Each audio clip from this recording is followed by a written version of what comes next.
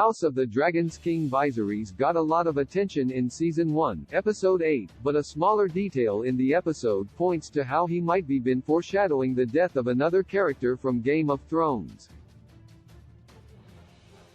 King Viserys dies at the end of the episode, but Viserys' last words in House of the Dragon hold a lot of importance as they essentially serve as the starting point for the war that will follow.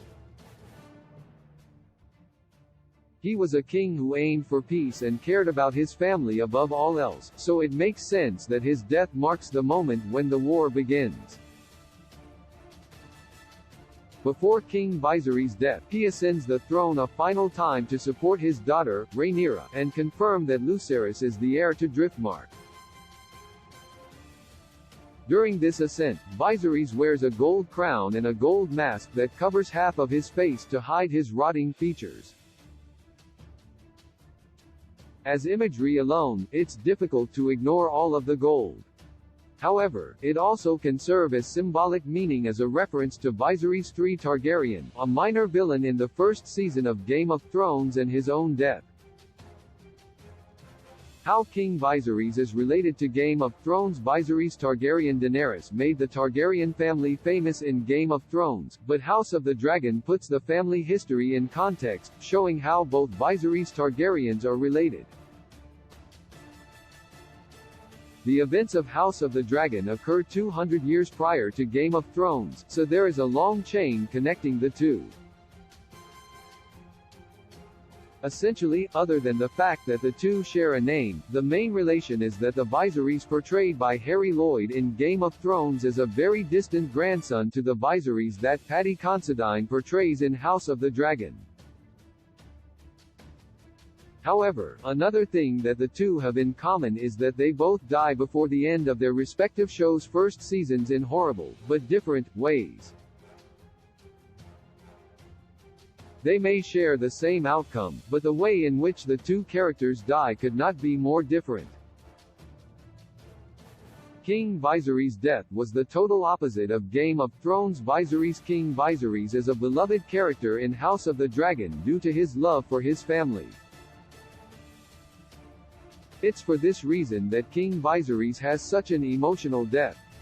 He is slowly taken by his illness and ultimately dies peacefully in bed. It's a good thing that his death is not brutal, but it still is painful because nobody wants to see someone as great as Viserys die, especially after the beautiful moment he shares with his daughter and brother. On the other hand, Viserys of Game of Thrones does face a brutal death.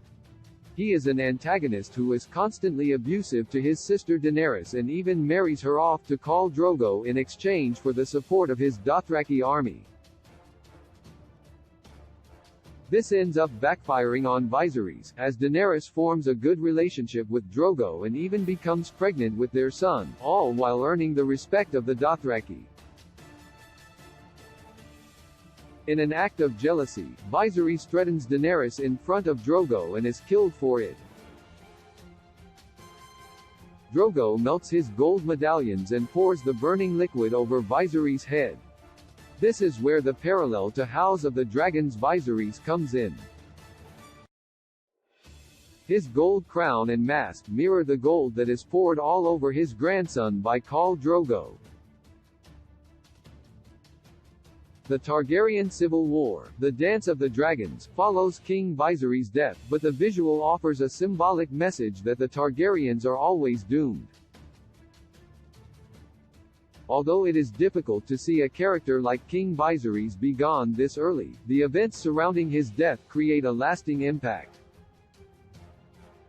His character will not be forgotten, and the portrayal of his character by Paddy Considine likely won't be forgotten either.